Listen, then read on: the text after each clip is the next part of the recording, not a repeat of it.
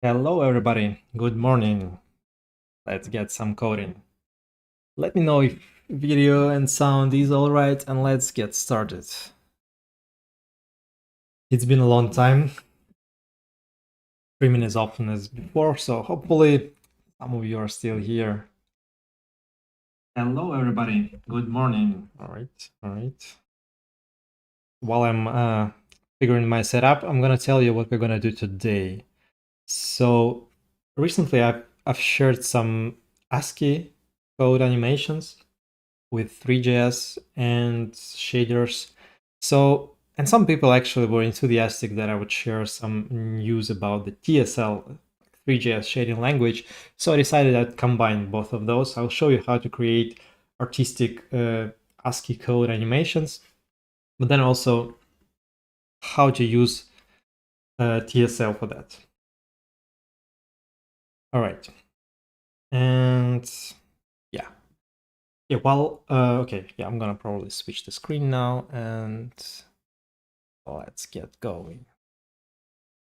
Hello, I'm actually pretty good. I should have had a blackout.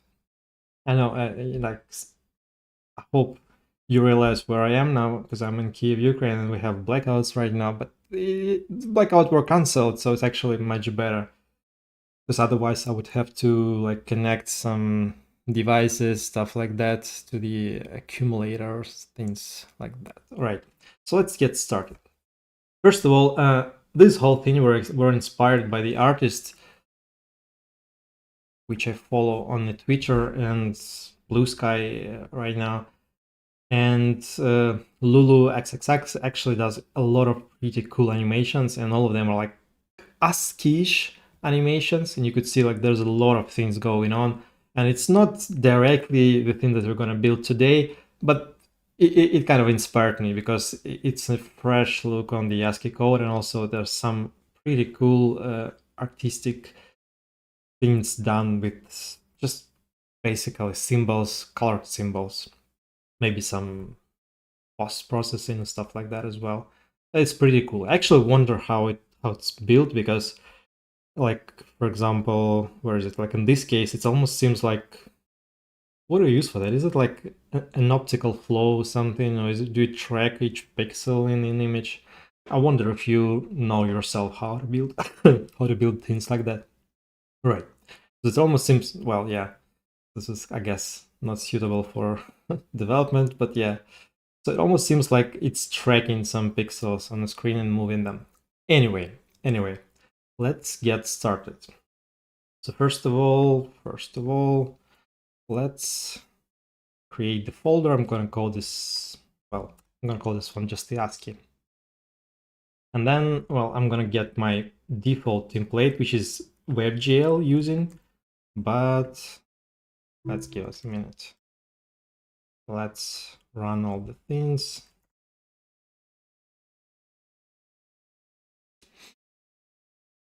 And we're gonna get there.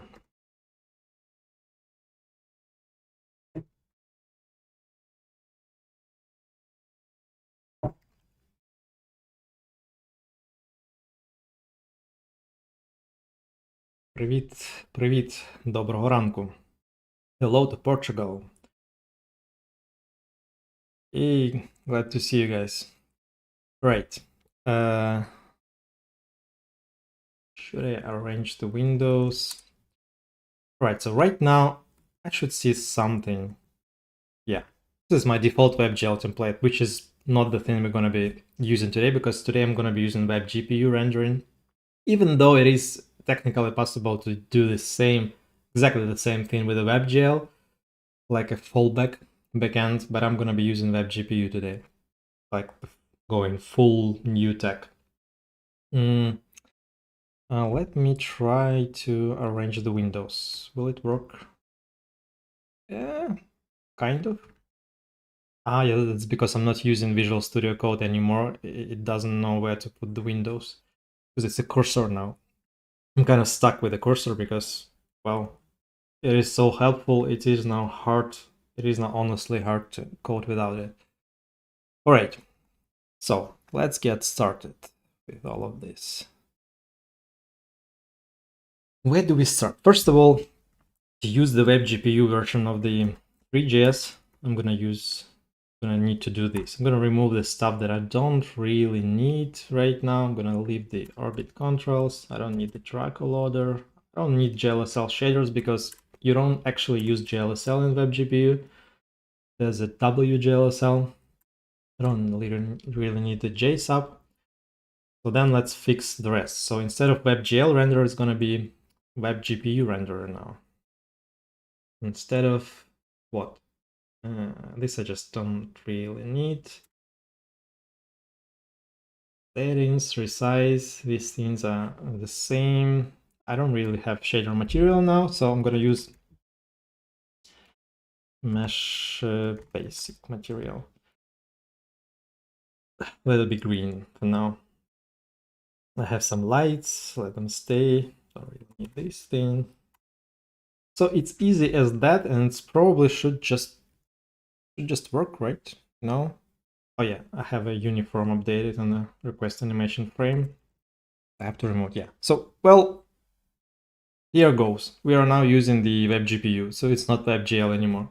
If I go into the like elements, container, my canvas, it's actually a three.js WebGPU right now. All right.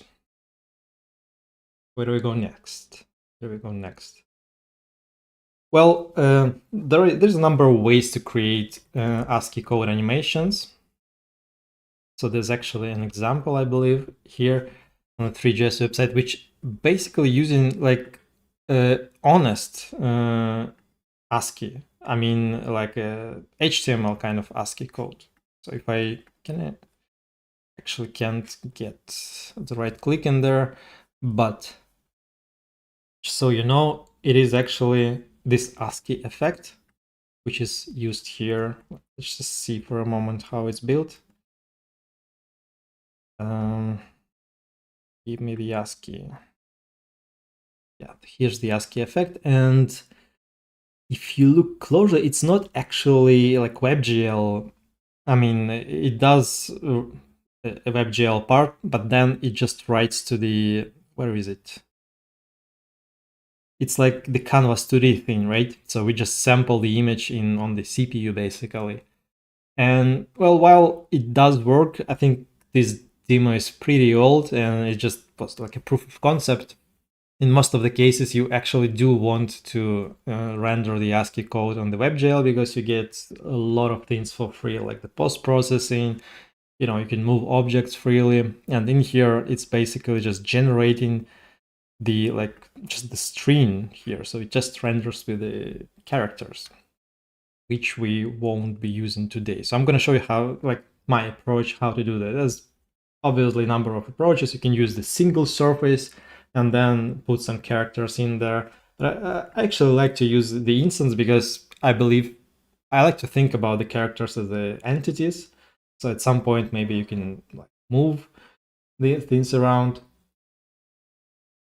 I see the man that you hate the WebGPU's shader syntax, but I actually came to like it, you know? I mean, I'll be honest, there are times that I hate it, but then the love wins actually in the end because it helps. It actually helps so much. You don't need to think about a number of things now. I mean, its main drawback is the lack of demos and the documentation, and that it's just in development. Anyway, let's go. First of all, I'm gonna build the instanced like planes. I'm gonna put just a grid of planes on my scene, and then let's see where it goes from there. So let's say I want 50 rows and 50 columns. That means that instances is going to be rows multiplied by columns. As for the, I want to have some kind of size. Let's be 0.1. This is the size of each character. So this means it's going to be size. Now I want to create an instanced mesh. I'm gonna put instances in there, and how do we call it? ASCII grid, or maybe just instanced mesh. I mean, doesn't really matter. And now I want to put, like, basically I created 2,500 items now. I want to spread them around on a grid. Oh, did you delete it? How to get started in WebGPU. It is in this stream I want to show you how similar this is. So actually 3.js takes a lot of job from us. The only thing that we need to learn is to learn how to, like in most of the cases, okay, we just need to learn how to write shaders. And if you don't write shaders, I mean, it doesn't change anything to you basically, because you just keep on writing this high level API from the 3.js and that's it. So, right. I would need to add some attributes to my instance geometry.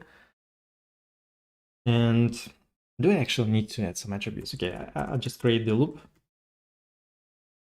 But the cursor is so clever, it actually creates the attributes for me. Okay, maybe I'm gonna want it like this.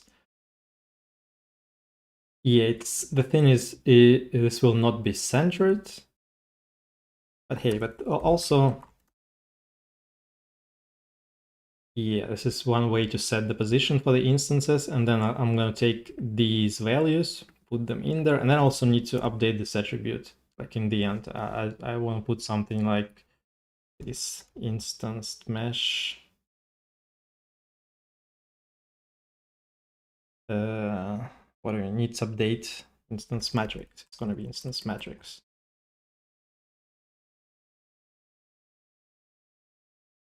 Yeah. So this kind of should work. I'm just setting the X and Y coordinate for the positions. And right now, these positions actually just, well, it doesn't go anywhere. It's just the area that I'm setting. Maybe I'm going to use it later. This is the most important part. And then I actually got to fix the index.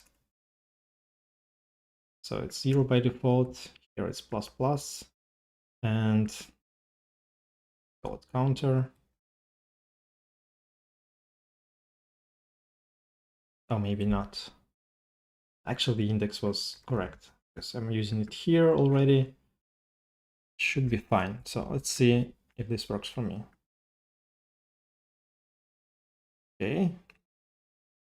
Set row undefined. I don't think it's set row actually. It's set matrix at. It's also not like this. Yeah, it's set matrix. I believe so. And this means I have to create the instance mesh before this whole thing, so I can set it. All right, so we are getting closer. See the wireframe. So we actually have the grid. Let's make it black so it's more visible. I kind of want to center it a little, like, so I have to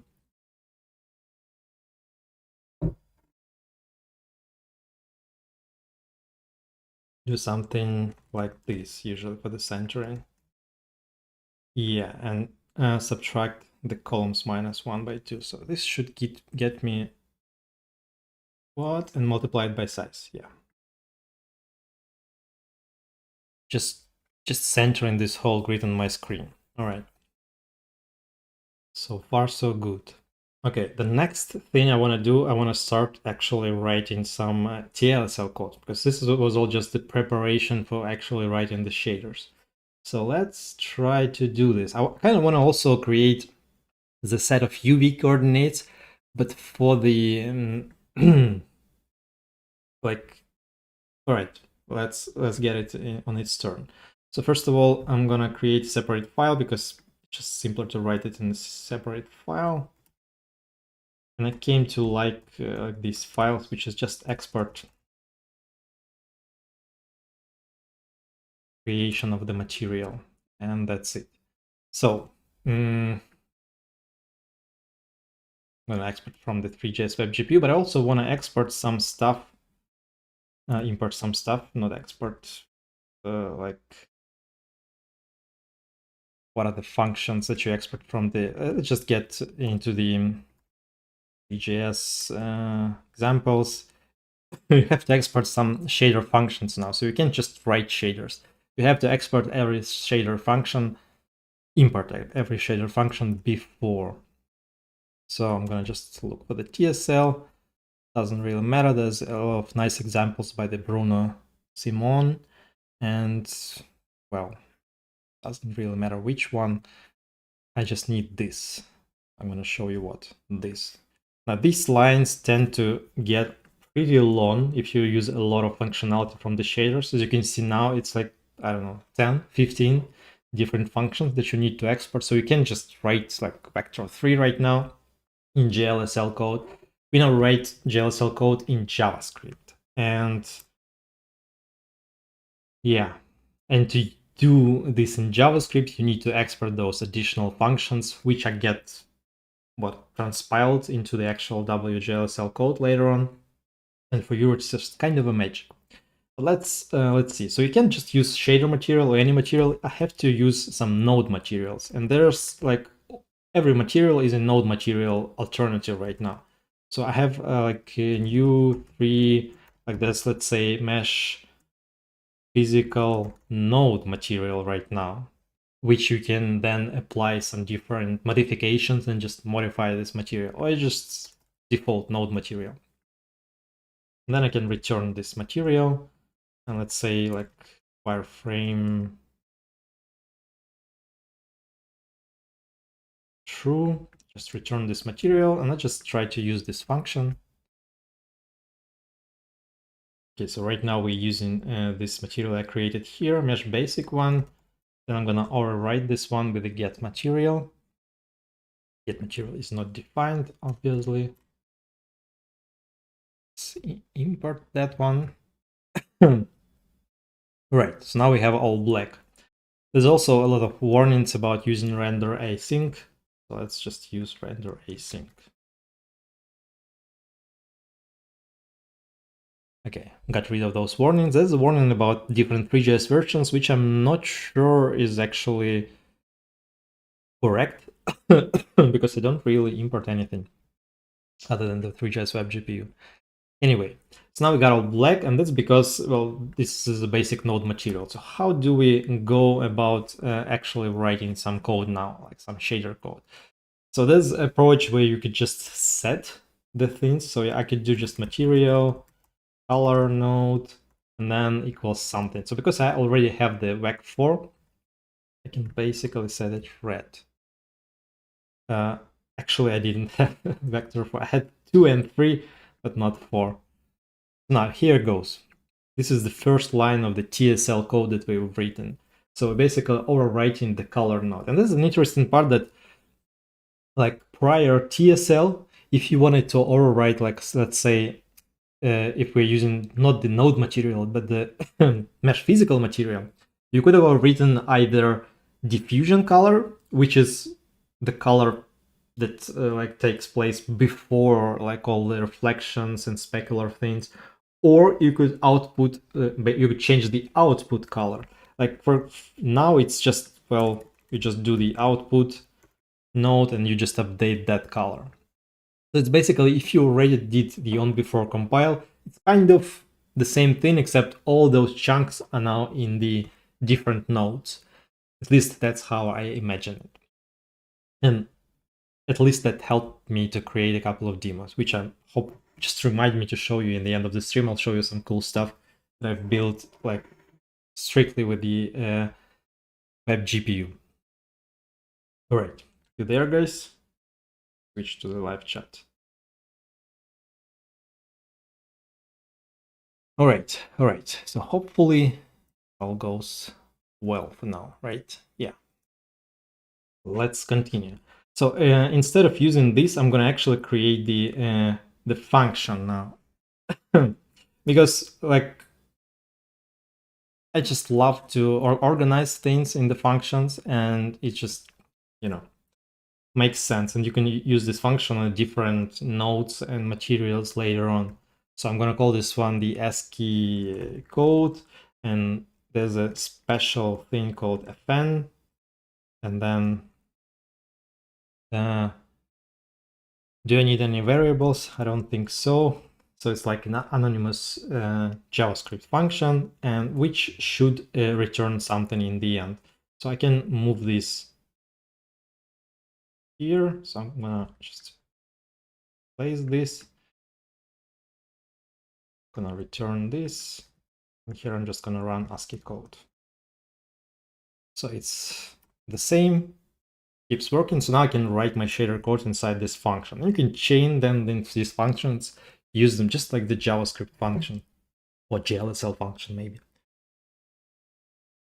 Now, because we only need basically the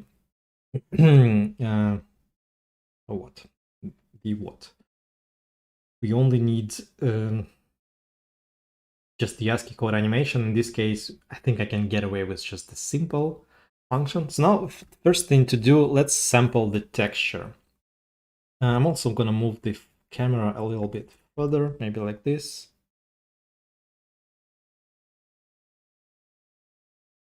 Yeah, so it fits the whole screen. Okay.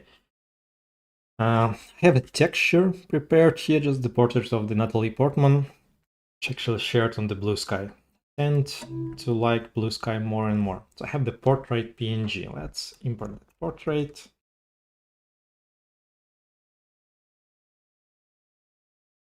PNG actually. All right. And then also, all right, this is actually the app.js file, and I want it here. All right. So then let's try to use texture in this newly, like the basic thing to do, right? So how do I call it? View texture loader portraits, and now I can actually just, I think I can just sample my texture, but then I need the UVs, right? I need something to sample my texture. Let's first check if we have the access to the UV functions. This is a default function. I think I don't have it imported, so let's import the UV. Portrait PNG, yeah.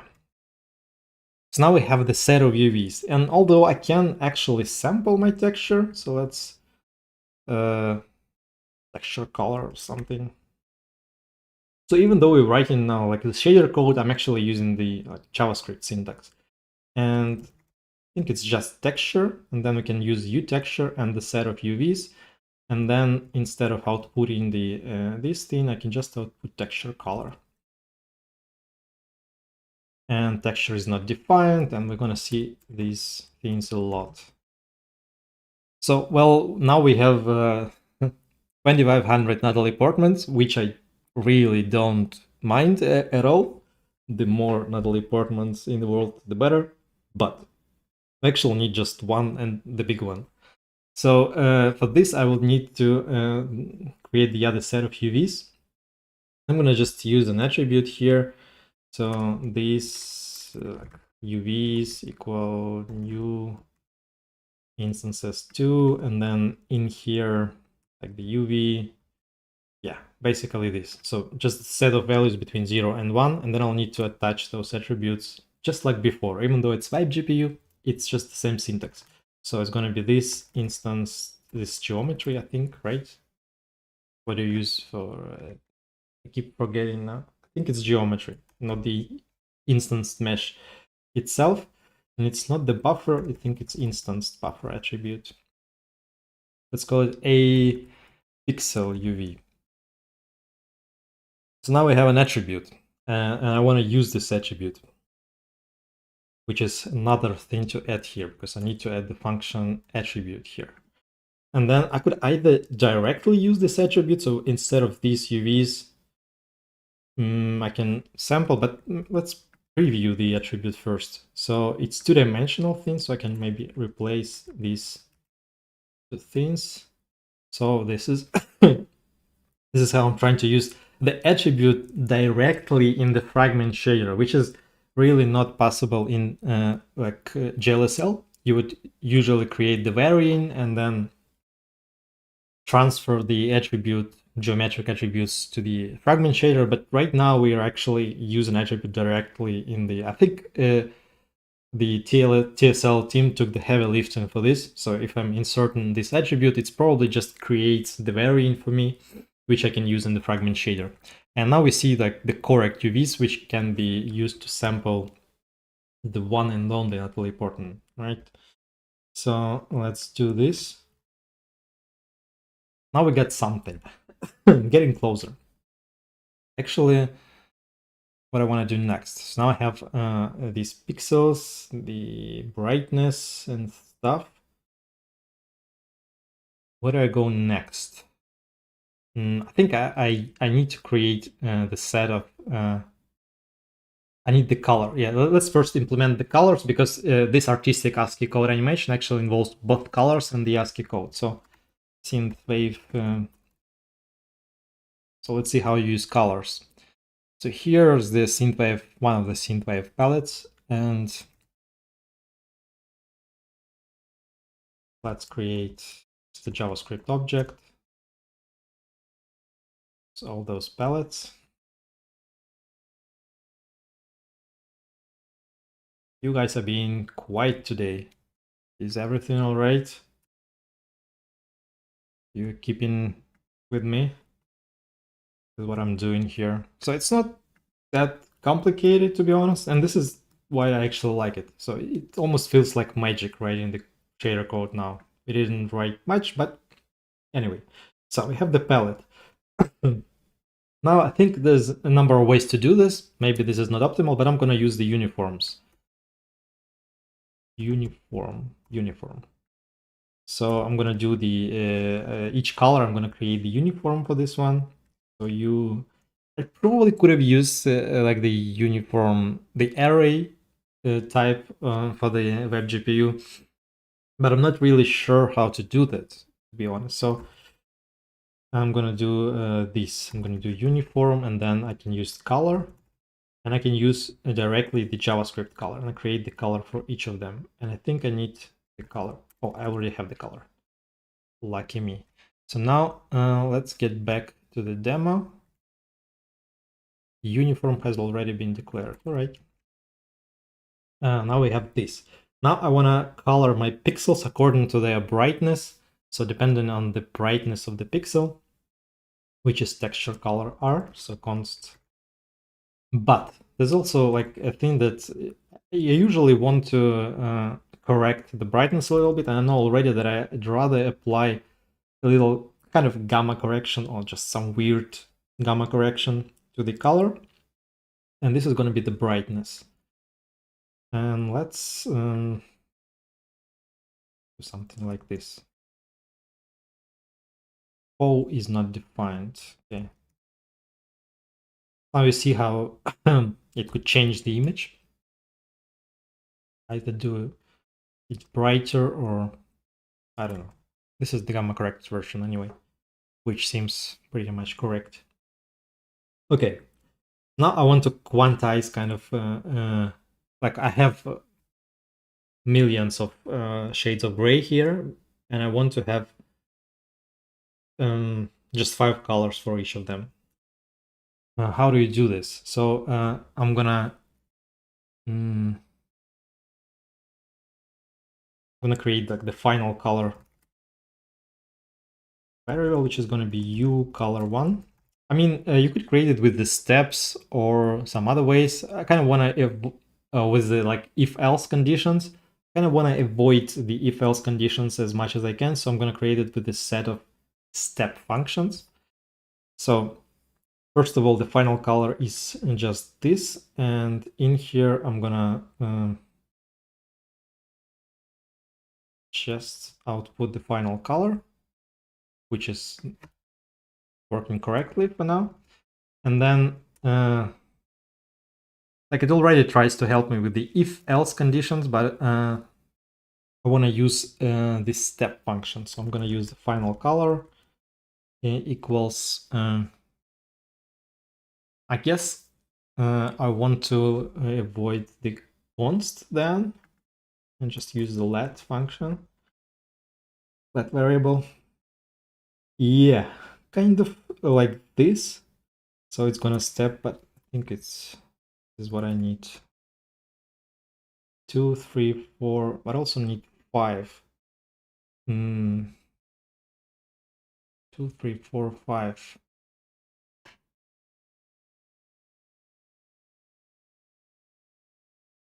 Oh, I was wondering, like, why the hell I'm already at 1 if I should be at, and I just missed this. Okay, so let's see whether this one works correctly. So mix is not declared. Yeah, you get that for free in JLSL, but now it's not right, actually. So for this, I think I need to just switch the places for these ones.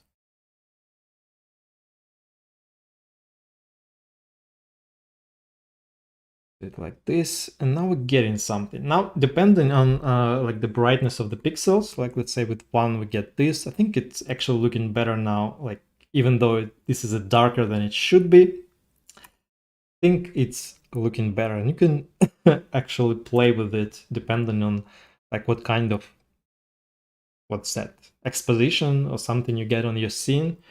You can actually play with that. All right, getting something already beautiful. But then let's create the set of ASCII characters. So ASCII characters.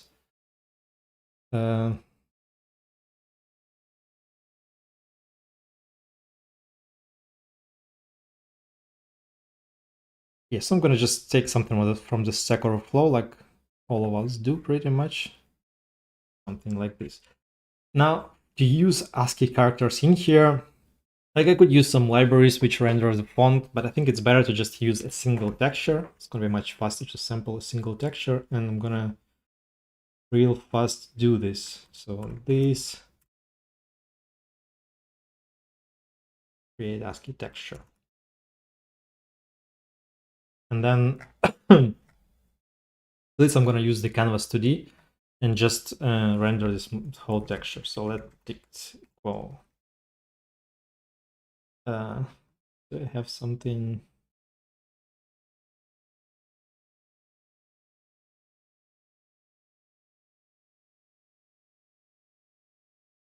Okay, now it seems correct. That's this length, which I would need later on. And then canvas.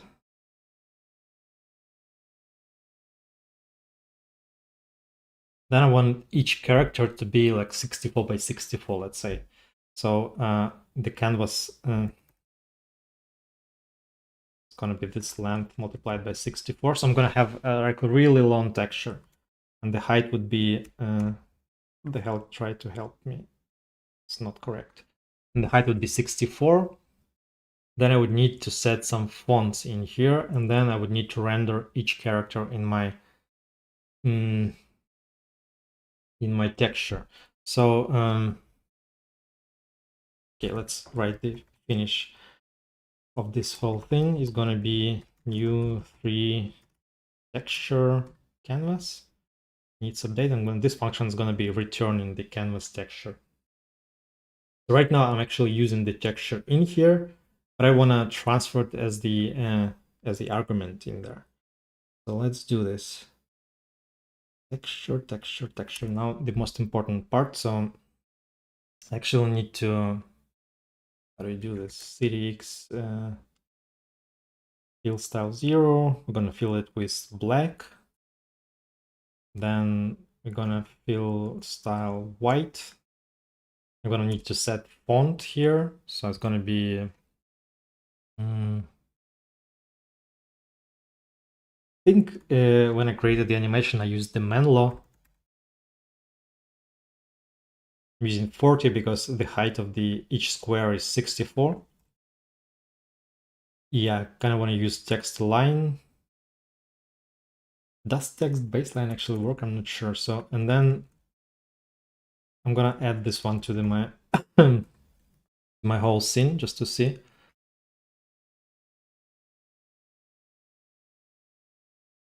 Yes, now we get this long, which is black.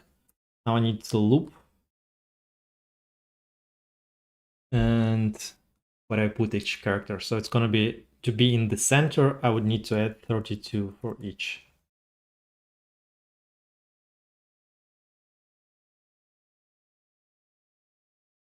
Yeah, so now we're getting something. We get a really long texture with our ASCII code. And I think, what else I'm missing here? I don't know, maybe it's a little... yeah, so they're like more vertically centered, all the letters. Which I don't think would actually matter because we only have a grid. So if they have the same like offset, you don't really notice that they are not centered. But anyway, let's make it 46. Just seems better to me. All right, we got the texture. Now I want to use this texture when I create the material. So create ASCII texture. This actually returns me a ready to use texture. So when I create the material, this get material, this create ASCII texture. And now inside get material, gotta have the ASCII texture, and this is a texture already, so I don't need to do this, and I could just try to sample this texture. So let's try to do this. Like, it's a bit a complicated step. Now I don't need the pixel UVs, I need the usual UVs, but I need the I also need to update these UVs just so they sample the texture correctly. I think I need to divide the texture by something, right? So ASCII code.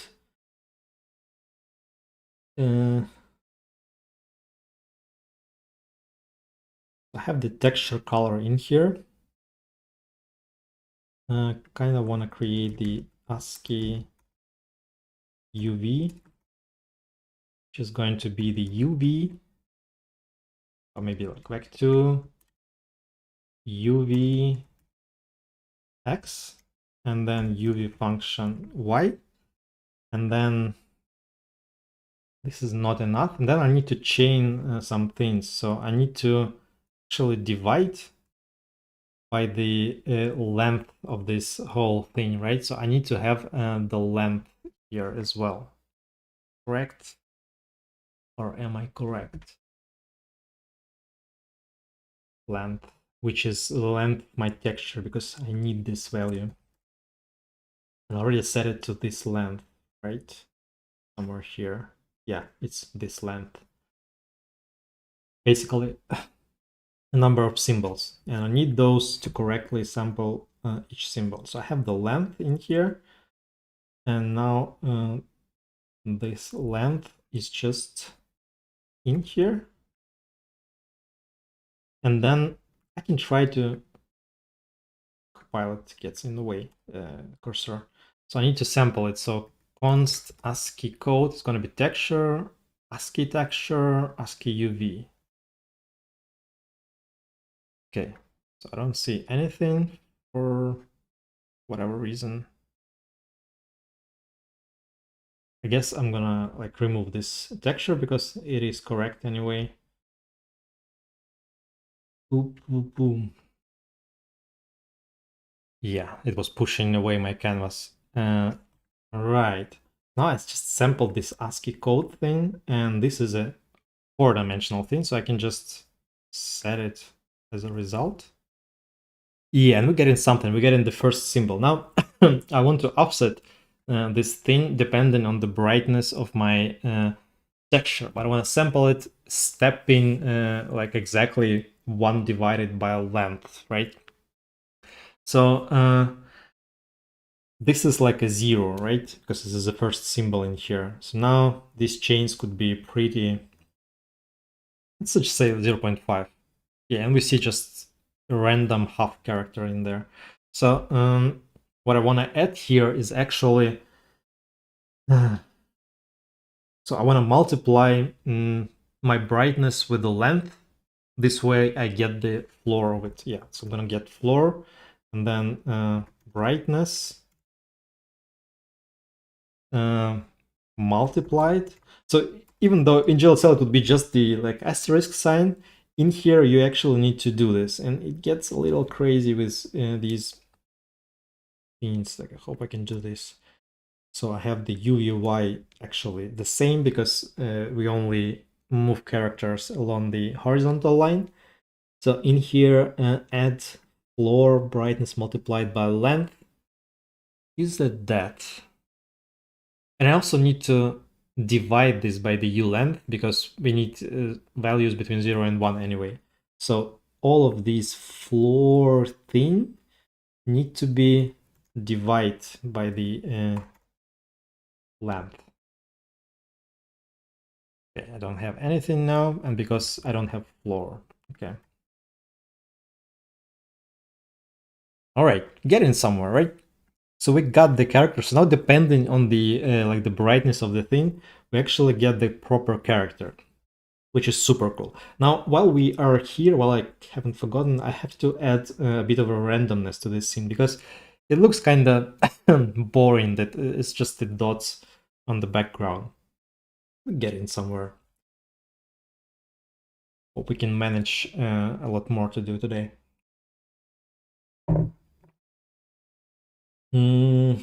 Randomness. Yeah, it's the random. Just this. Just the math random. And just the a random attribute. That's it. And now, like, why do I want it? It's because I can introduce a little bit of the randomness, maybe to the brightness itself. So I can maybe just add like multiplied by something small. Like you see, I wanted to multiply it like directly, but you can't really do that. And you can't really do this either because, well, I'm just adding stuff here. But I need to do this. Now, I wonder what's going to happen if I just read the random. Yeah, it's pretty random. Then I can multiply it with some small values. Maybe not as small.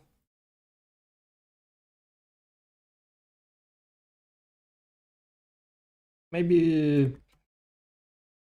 Actually, this was enough, maybe. I don't know. Thought it will have like a greater effect. Maybe... Now I have to, yeah. Maybe if I do the image, the whole image a bit brighter, I can get away with more randomness now, yeah. It just, I mean, it's totally depends on the look and feel you're trying to achieve, but I kind of like when it's a little bit like more random. I think you could also, you can also rule this with just not equal randoms, but some kind of, I don't know, like you can do this math random, yeah, let's say to the fourth.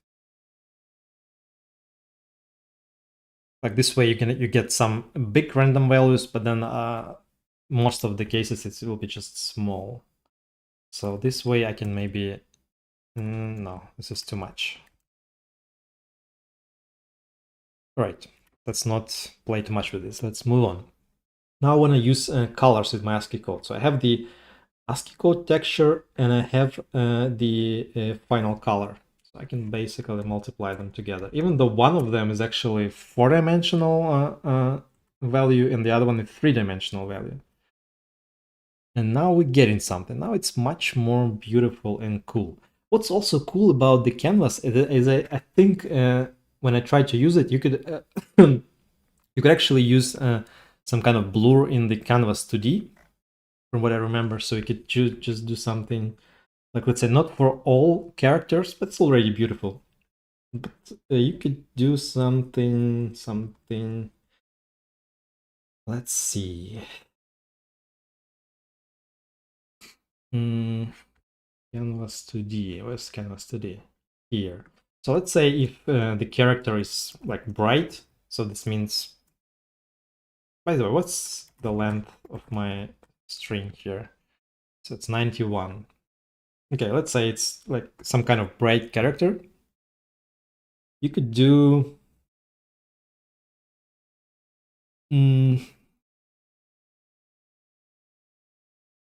filter, and then it's gonna be... yeah, like this, but instead of this,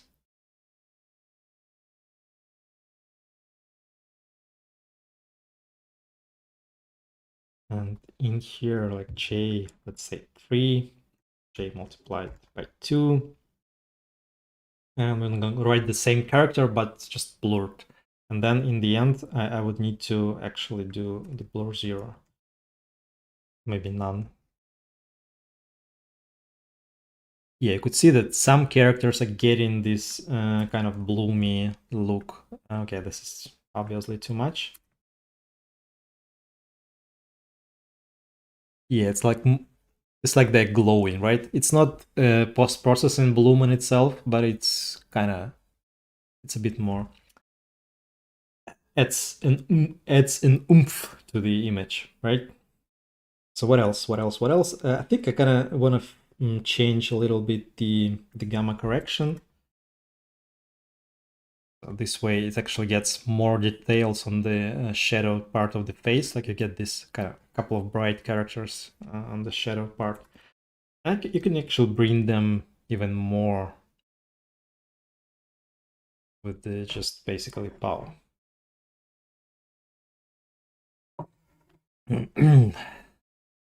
All right. So what else? Now I kind of want to set the background just so we don't really see anything in there.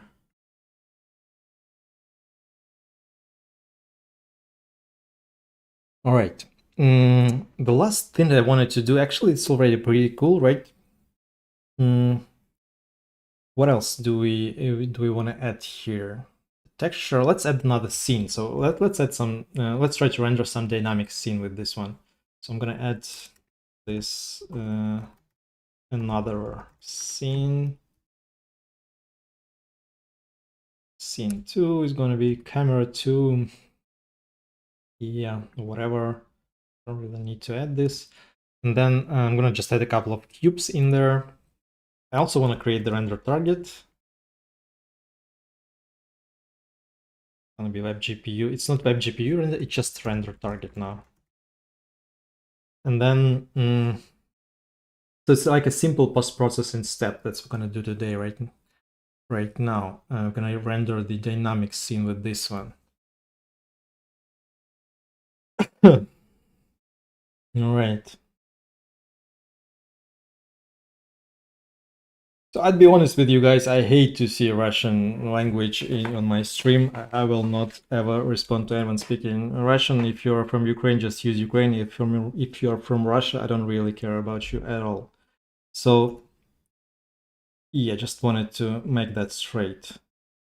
And then I don't really need to create another renderer. And then I wanted to create some cubes. So let's say like 10 cubes. Mesh box geometry. Let's create a random size.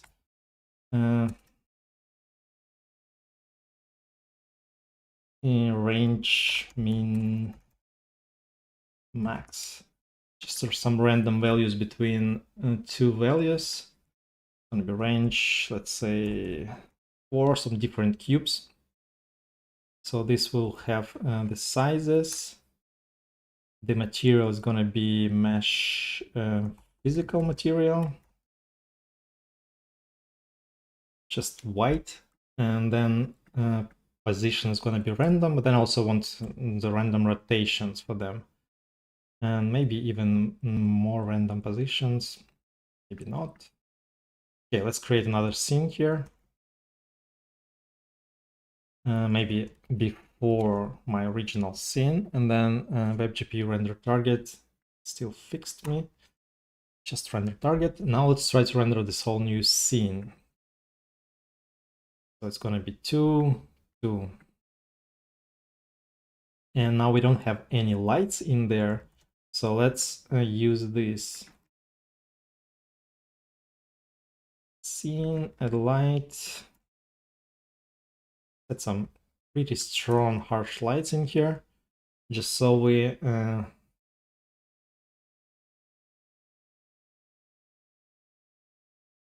get some shadows on our cubes. And then first this add lights, scene 2.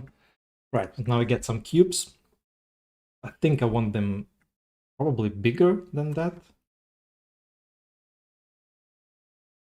and I want them more spread.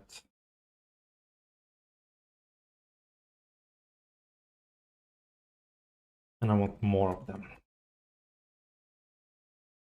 Okay. And I want them to be rotating, right? So I'm gonna do like these cubes push mesh, and then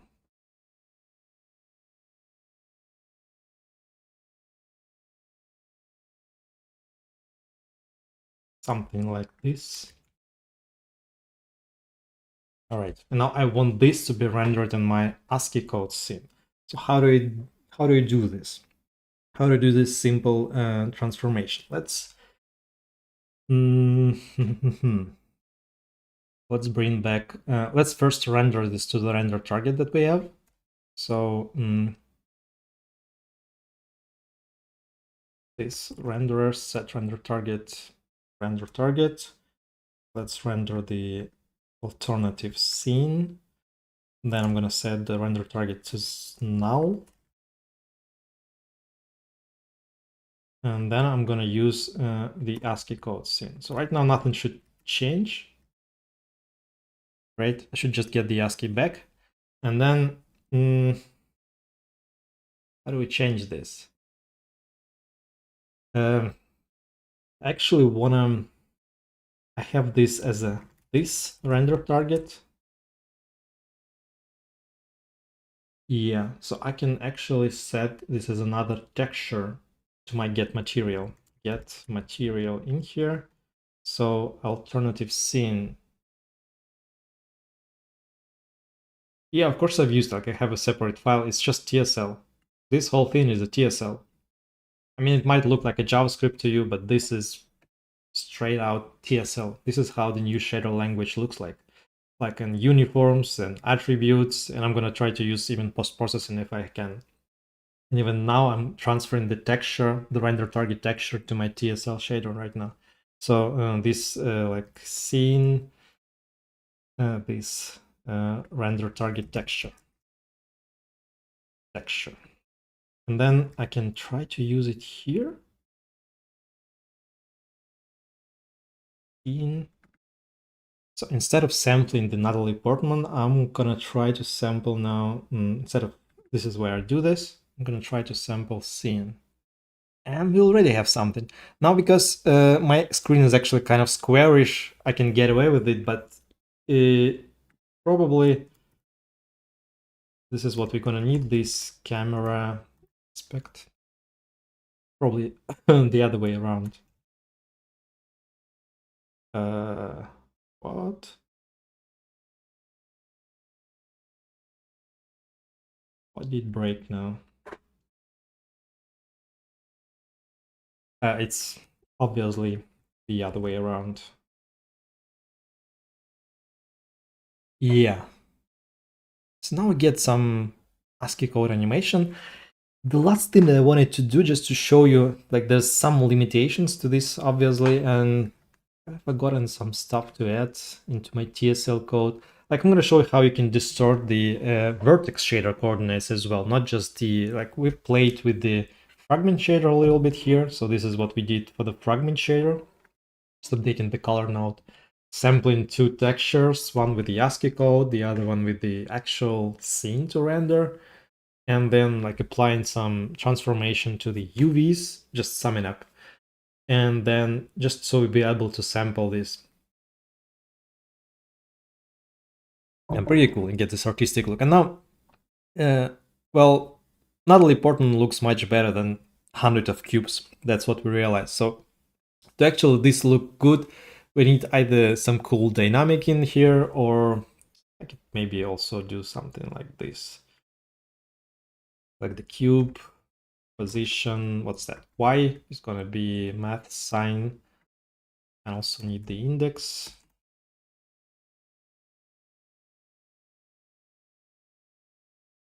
And then what's that going to be? The math sign.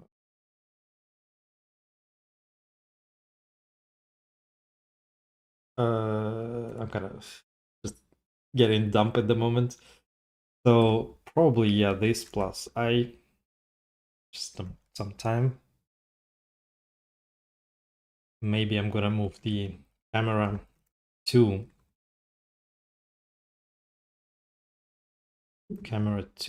a little bit further, like 5. Right.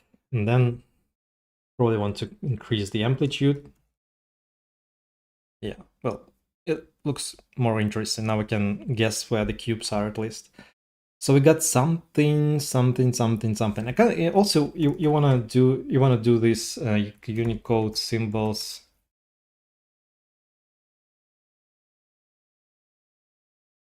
I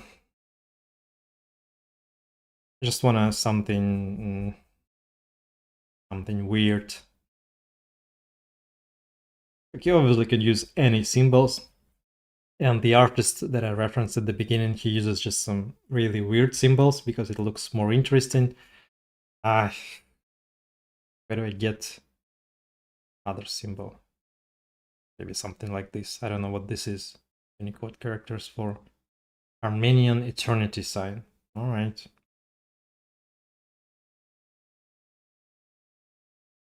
Something without any additional connotations is what I want. And something bright. I just wanted to I just wanted a square, to be honest. This is what I wanted. What do you get, Unicode? Yeah. Something like this. Each one of them is square, actually. Why any of them is not a square? But, well, this one looks lower 7/8 block. It's not even a square, right? Crazy. But I can... In Menlo, though, it looks even less of a square than it is. So let's do this, like the past couple of symbols. I can insert this one. Now I should get... maybe I remove the...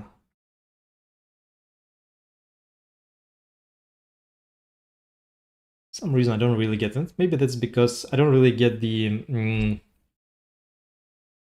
brightness for my pixels. Like it's not the maximum brightness now. So I think maybe I should change the roughness or something like that. How does my scene, my alternative scene look like anyway? I just want to add one more thing, the barrel distortion. This is gonna be it. Well, actually, my whole YouTube is my journey with the three.js, so you can just look through the code, through the videos I started streaming when I started learning the three.js. So let's see the whole scene. I think I just don't have enough white in here yet. It's like too grayish. X is gonna be... like, I just want to get more contrast in here and more white, so we get something white at least. Now I can uncomment this. Yeah, now we're getting those squares from time to time, like when it's yellow, bright yellow, you might get those squares. So last thing I wanted to do is to implement the barrel distortion in a shader. There's actually a limitation, like right before the stream I tried to learn how you do this, and there's no actual access for now, at least no simple access for the like I want to create the barrel distortion, and the barrel distortion is a nice effect. Distortion is something like this, right? These kind of distortions.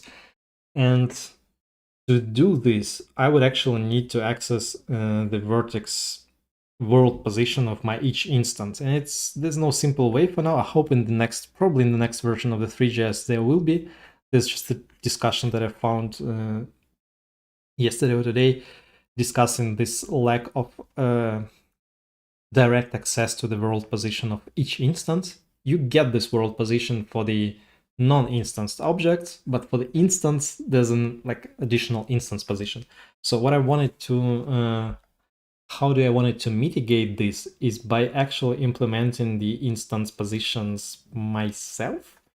And we do this by basically creating another set of positions, which is, let's say, these positions. And I want these positions, they already have the correct values. Now what I want to do is create a position attribute. It's going to be these positions. So let's use the vertex shader in TLSL now. And in here, I could use the color node, I could use the position node. And this is going to be like the position math, let's say. And I'm going to use over here, position math. And with this position math, I want to, like for now, it is actually working correctly as its position math. It's gotta be position math.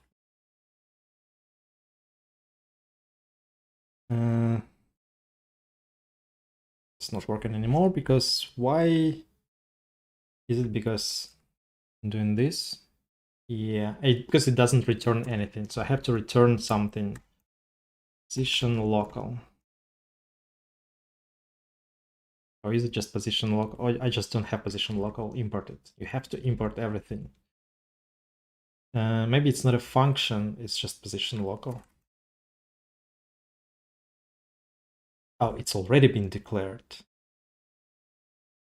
Yeah, it's just not a function. It's just a variable. And I can like basically add something to this position local. Let's say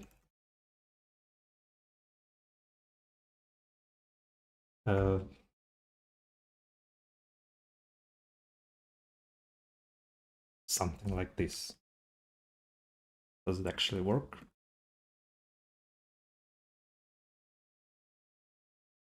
Yeah, I think it works, but it's maybe not. I just wonder maybe why.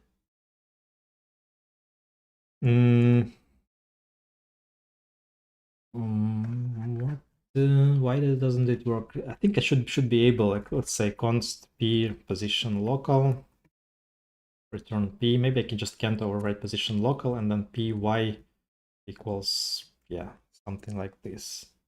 Not the mass sign, but position local x.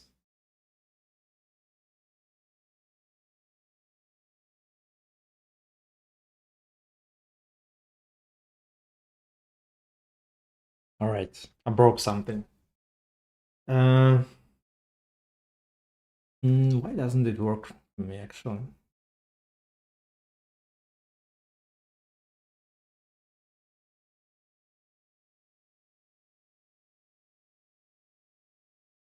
I have the position math. Should be fine. Okay, let's just take a step back. So we have the position local in here. All right, we have it. Now I could add something to this position local. Let's say I want to add one of the attributes that I have here, like the attribute a pixel UV. Like add attribute a pixel UV multiplied by something big. Yeah, and you can see the pixels are getting spread out because I'm adding the UV set of the coordinates. Like if I say at 100, I'm gonna have even less of them. Yeah, it's barely visible. And if I have nothing changed. So what I want to do actually, I want to re-implement this. So instead of using the instance mesh matrix, so instead of setting this instant mesh set matrix and needs update, now it's all in one symbol. But then I'm going to add the instance which I just created, which is called a position. And I'm going to remove this. Yeah, and we get basically the same, but now we have full control over it because all the positions are saved in here. So now I kind of want to find the barrel distortion formula. Just, I think you have to take the A10 of the, yeah, you have to normalize UVs first. So it's actually a pretty simple formula, which gets you the result. So let's do this. So is it normalized already, this position? Yeah, it is normalized. So now I can maybe just const radius is going to be 1 plus basically length of my, it's distance from the center. So it's going to be plot 1. Now a bit tricky formula. So maybe I'll add 1 in the end, and I start by the length of the A position. Do I have a length? Should probably have length. It's a bit tricky because my GLSL knowledge is intersecting with this whole thing. Yeah, you probably are right. I should have used ASCII and it would have worked. Yeah, because for this variable you use its ASCII. There's also add ASCII, which is handy. There's so much stuff in TSL to be honest. So, right. So we have to calculate the radius, which is the length multiplied by strength. So multiplied, it's really something small. I don't know, 5. And then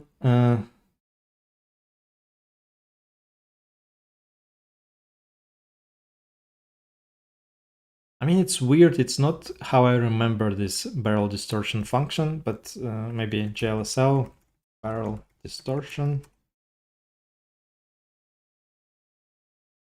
Yeah, this is more like I remember it. So I have to take the A10 and then shift them with the radius. But maybe that one actually is also right. Anyway, there's probably a lot of tricks how you get away with this. So let's angle like theta going to be A10 yx, and I have to import A10. And then I have to calculate the radius. The radius is just the length of the A position. Basically this. And now the radius is going to be something to the barrel power.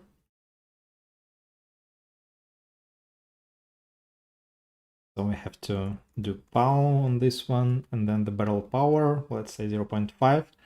And then we can calculate the final position. So like 3, just const pos, going to be equal vec3, radius by the cosinus, by the sine, and then this is actually 0 for everything that I have.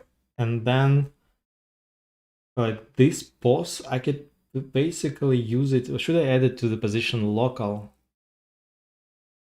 Actually, I think I should add it to the position local. Maybe this will work. Length is not defined.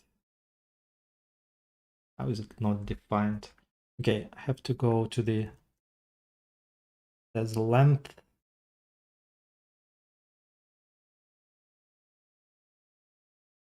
Why is length not defined if it is kind of defined? Oh, that's, I know why is length not defined. It's because I'm using the variable called length and it's being overwritten.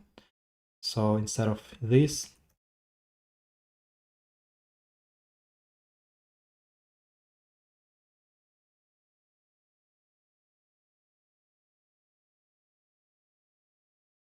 and also need the cosinus and sinus.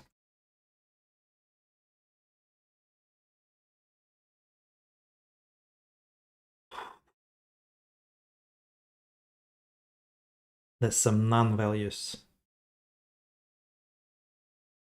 That's because probably radius multiplied by cosine,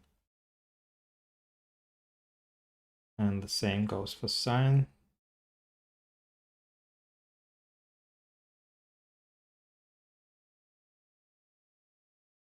Still not right. Ah,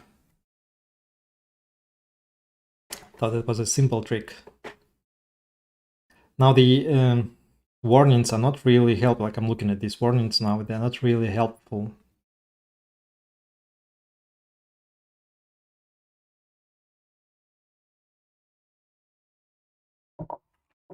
Actually, could have done that on the CPU because this is not really dynamic.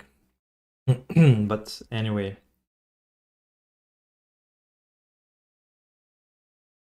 Maybe I could just add something depending on the length, and this will be it. Maybe this is just it. So if I just square the length, where did I go wrong here? Okay. Like the error is actually in one of these lines. So I'm calculating, is it the pos? No. Is it the length? It's the A10. And why the hell is A10 not working properly? Because I have the A10 attribute. Do we actually have A10? We don't have A10. Oh, we have A10. It's A10 too. All right.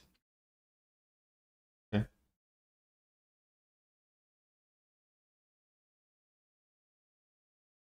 Still not right. But maybe now the mistake is in the other lines. No, it's still here. The hell is going wrong here? It was right just a second ago. No, what the hell happened? Texture sample. I think I fixed something somewhere and then it became null. So yeah, I should have renamed this custom length, I believe. Yeah, of course. So it could have been right this whole time even. It's just, yeah, replace the custom length to avoid the conflict, and then I got this. All right. So the theta is actually correctly calculated, and the radius without any mistakes. Positions, no mistakes. So maybe it will just work. Right? It actually does work. Okay. So maybe the barrel distortion is a bit too harsh. So I'm gonna get something like this. So here we go. We just implemented the barrel distortion in the vertex shader. I mean, not without problems, because I'm still new. Everybody is still new to the TSL. But hey, we did that. So now we have this, like, I know it's a subtle detail, but it just adds so much to this whole ASCII code look. So I kind of wanted to implement it. Well, some cubes are just getting crazy.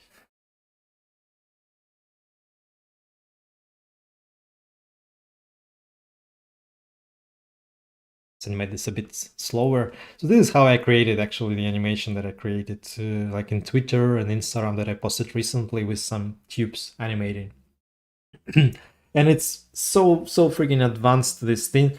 Like I know like I made some mistakes, but hey, take a look at this code. It looks actually pretty clean, even though we need to use this small sign and we need to chain, and the chains are getting pretty long in here especially. But then it's just, I mean, this is the whole thing, right? And this combines the vertex shader, all the uniforms, the attributes, the texture sampling. So as for me, I think it's pretty clean. It's not too much of a code. It's definitely packed with like meaning, because you have to pay attention to each line. There's a lot of chains happening in there. But hey, so in the end, I think I promised to show you one of the recent things I've been working on because it looks so damn cool. I just want to, show you. It is also built completely with the WebGPU. I think I'm going to post it as a part of the one of the upcoming courses. And just want to show you the preview. Wonder if you also think it's pretty cool, because I've spent some time figuring out the concepts. So let's run this thing. So this is pretty much what I wanted to show you today, how to create this ASCII code animation with the TSL. I think it's pretty cool. And this is one of the other things that I created with the TSL as well. It also not that much of a code, to be honest. Like I could even show you like how it looks like in terms of the TSL. I think it's a torn paper thing. And there's been some variety to the thing that I created here. It's also kind of using the same. There's a lot of things that I need to import from the TSL, as you can see. There's of course a lot of comments because this is just an ongoing thing that I'm doing. But this is basically it. Like, you've seen the whole code right now. It definitely packed with some things and some experiments and stuff like that. But hey, it looks pretty cool, right? And if I think if I just uncomment on paper source index HTML, no, it's get material. Come on, just open this up. I just comment the seed. There's some pretty cool color schemes are going on. Like, some of them look so damn cool, right? Well, some not, but some does. I think the darker one is the ones that I like, especially like when I'm lucky. Yeah, or maybe this one. Anyway, this is it for today's stream. I hope you guys liked what we achieved today. I hope you like this animation as well. And I'm gonna see you in the next one, and I'm gonna wish you a great week, and I'm gonna ask you to say that you love people that you actually love, because the life is so damn short, you never know when it's gonna end. So I'm gonna ask you to tell people that you love, that you actually love them, and I'm gonna do that right now as well myself. So this is it. I'm gonna post the code in the my Patreon, so if you want to join and comment, because this helps stream, and I hope you like it. And if you liked it, just put a comment there. It's gonna that basically the thing that drives, because this whole thing is for free. So thank you guys for being with me today. I'm gonna wish you a great day, and I'm gonna see you in the next one. And Slava Ukraini, and have a great week.